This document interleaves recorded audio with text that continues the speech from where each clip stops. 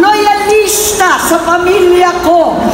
Marcos, mula sa umpisa, mula noon hanggang ngayon, Marcos pa rin.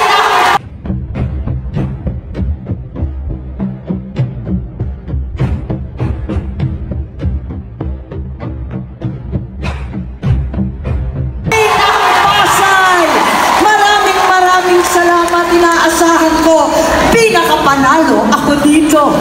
Talaga naman maraming salamat at talagang dalangin ng bawat pamilya ng murang bilihin, ng disenteng trabaho at sa oras ng pangangailangan, konting tulong naman. Hindi bababa ang presyo ng bilihin dahil sa importasyon, kundi dahil nakatulong na tayo sa ating mga magsasaka sa pamimigay ng titulo, libre, walang utang.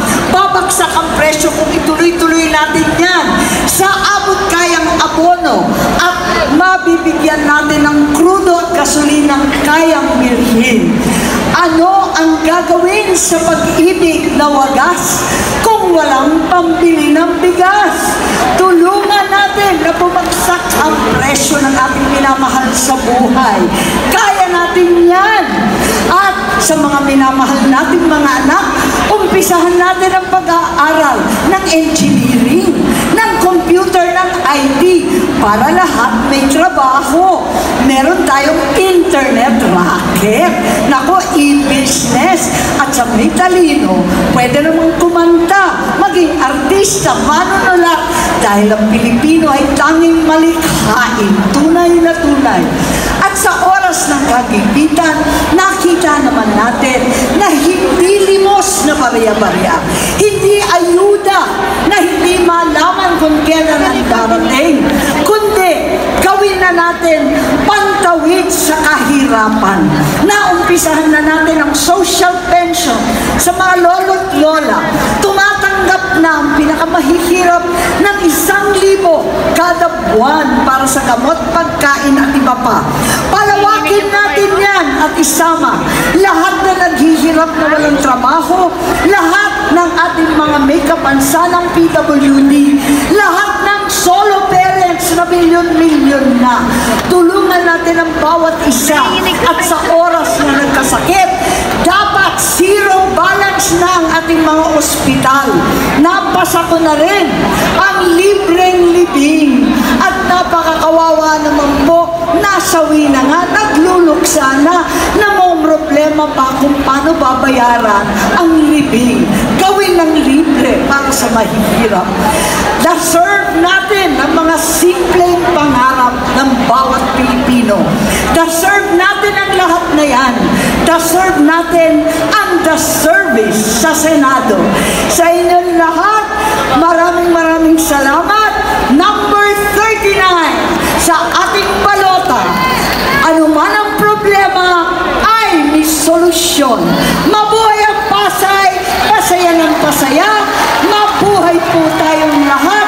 Maraming salamat. Muli mga kababayan, number 39, Senator Amy Marcos. Susunod naman ang kampiyon ng masa na magbabalik sa Senado. The People's Champ, ang pambansang kamao, Ninong Manny Pacman Pacquiao. Iba yung dumaan sa hirap, iba yung naka-experience sa hirap dahil ang puso nun, hindi mawawala yung pagiging mahirap. Ano mang kayamanan o tagumpay ang maabot niya, hindi niya kayang talikuran ng mga mahirap na tao. Bakit ko nasabi yan? Kasi ang inyong lingkod, kahit ilang milyon na ang nahawakan kong pera, kahit nakatalikod ako, may narinig ako na mahirap. Sir, tulong naman. Tinutusok ang puso ko dahil doon ako galing.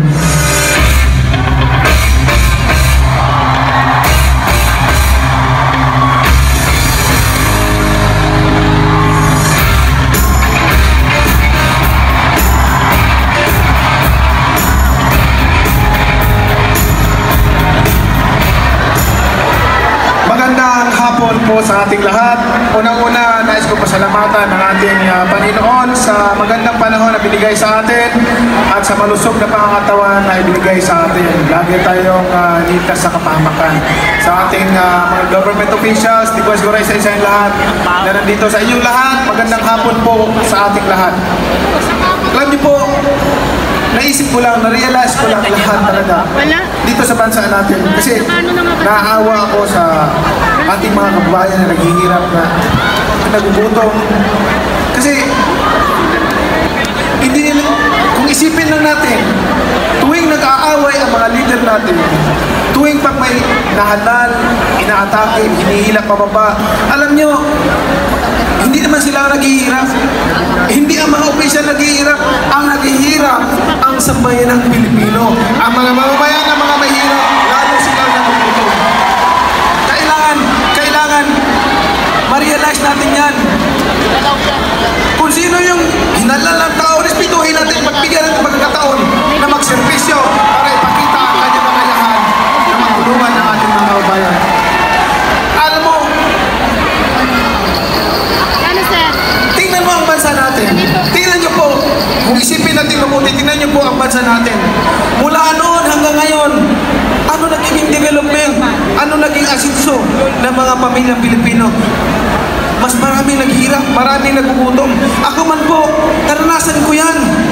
Kaya ramdam ko ang bawat hirap, gutom ng mga mahirap na tao. Kaya ko nasabi ito dahil ang epekto ng pagbabangayan ng mga nasa gobyerno, pag-atake ng paghihina ng mga nakaupo, alam nyo, isa yan sa dahilan para magkaroon ng tagumpay ang ating bansa. Para pagkaroon ng kasaganahan at success ang ating bansa. Ang bawat Pilipino lalo nagugutom. Kaya po, loobin ng Panginoon, ako makabalik ulit sa Senado, mag-focus po ako sa panukala na magkaroon ng funding ang tinatawag nating livelihood program. Kasi sa atin po, napakarami po sa atin na small medium enterprises. 99% yan. At yan palakasin mo, lagyan mo ng pundo, daming mabigyan, milyong-milyong mga Pilipino ang mabigyan ng trabaho. Nakita ko po yan kasi umikot ako sa buong Pilipinas. Naikot ko ang buong Pilipinas. Nakita ko ang reality. Ang daming mga pamilya na walang sariling tahanan, walang hanap buhay. Maraming mga Pilipino na walang hanap buhay. Kaya kailangan na nating magising, kailangan na nating mag-focus tayo doon sa problema ng bayan. Ano ba yun? Yung 99% na yun, kailangan maibaba natin yun ng mga pamilya, bawat Pilipino, guminawa at magkaroon ng hanap buhay. Nang sa ngayon, hindi nila maranasan yung naranasan ni Manny Pacquiao na matulog gilid sa kalye, naranasan ni Manny Pacquiao na magutom at walang makain sa isang araw, tubig lang inumin para makasurvive. Yan ang pinagdaanan ko. Kaya ganun po akong kapasyon ni Manny Pacquiao yung ipaglaban ang mga mahirap na tao. Dahil doon po ako nanggaling. Hindi po ako mahiyang isabihin sa lahat kung ano yung pinagdaanan ko. Kasi ano ba yung pagmamalaki ko? Lahat ng ito, bigay lang ng Panginoon sa akin.